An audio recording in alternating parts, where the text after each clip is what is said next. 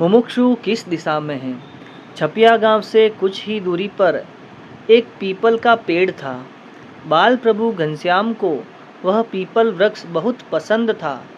कई बार ऐसा होता था कि वे बाल मित्रों के साथ खेलना छोड़कर पीपल के वृक्ष पर चढ़ जाते और बड़ी देर तक वृक्ष की डाली पर बैठकर पश्चिम दिशा की ओर देखते रहते थे। बाल मित्रों को घनश्याम की यह लीला समझ में नहीं आती थी। एक दिन उसी प्रकार से खेलना बंद करके घनश्याम रोज की भांति पीपल के वृक्ष पर चढ़ गए। एक ऊंची डाली पर बैठकर वे पश्चिम की दिशा की ओर देखने लगे। उनके बाल मित्र वेणी की दृष्टि घनश्याम पर पड़ी तो उसे आश्चर्य हुआ। तब तक संध्या ढलने लगी थी, इसलिए बाल प्रभु घर जाने के लिए पेड़ से नीचे उतरे। ज्यों ही वे नीचे उतरे,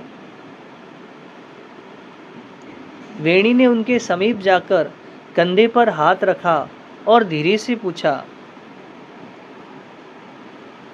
घनश्याम, तुम हमेशा पेड़ पर चढ़कर पश्चिम दिशा की ओर क्या देखते हो?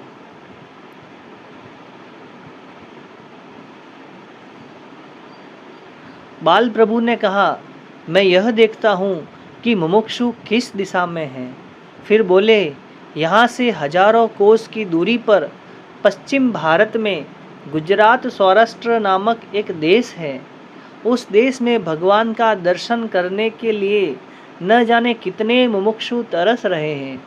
एक दिन मुझे भी वहीं पर जाना है। हिमालय के पवित्र स्थलों तथा भारत के तीर्थों का दर्शन करना है, लेकिन रहना तो सौराष्ट्र में ही है। वहाँ के भक्त मुझे पुकारते हैं।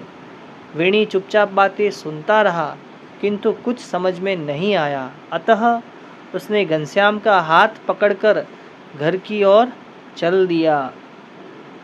श्री स्वामीनारायण भगवान की जय। एक साथ अनेक मंदिरों में दर्शन। अयोध्या में एक दिन दोपहर को घनश्याम भोजन करने के लिए घर नहीं आए। भक्ति माता ने राम प्रताप जी से कहा, बेटा जाओ घनश्याम को बुला लाओ। राम प्रताप जी घनश्याम को खोजने के लिए सीधे हनुमानगढ़ी जा पहुँचे। उस समय वहाँ राम कथा हो रही थी और बाल प्रभु घनश्याम ध्यानपूर्वक कथा सुन रहे थे।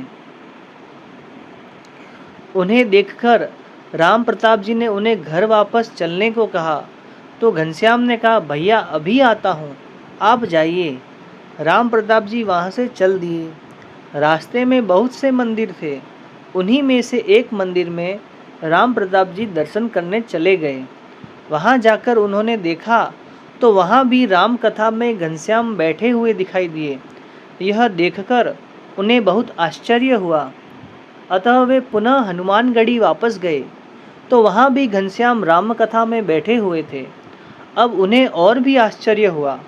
कौतूहलवश वे मार्ग में दूसरे मंदिरों में भी गए और प्रत्येक मंदिर में घनश्याम को राम कथा में बैठे हुए देखा। वहाँ से जब वे हनुमानगढ़ी पुनः आए तो देखा कि वहाँ भी घनश्याम बैठकर कथा सुन रहे थे।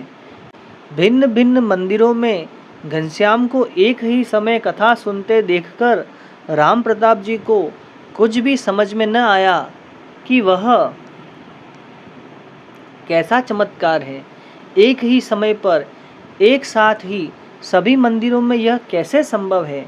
घर वापस आकर राम प्रताप जी ने इस चमत्कार की बात जब पिताश्री धर्मदेव जी तथा भक्ति माता को बतलाई तो उन्हें अत्यधिक आश्चर्य हुआ।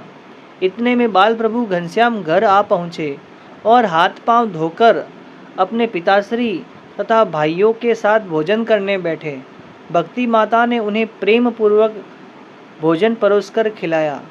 श्री स्वामीनारायण भगवान की जय।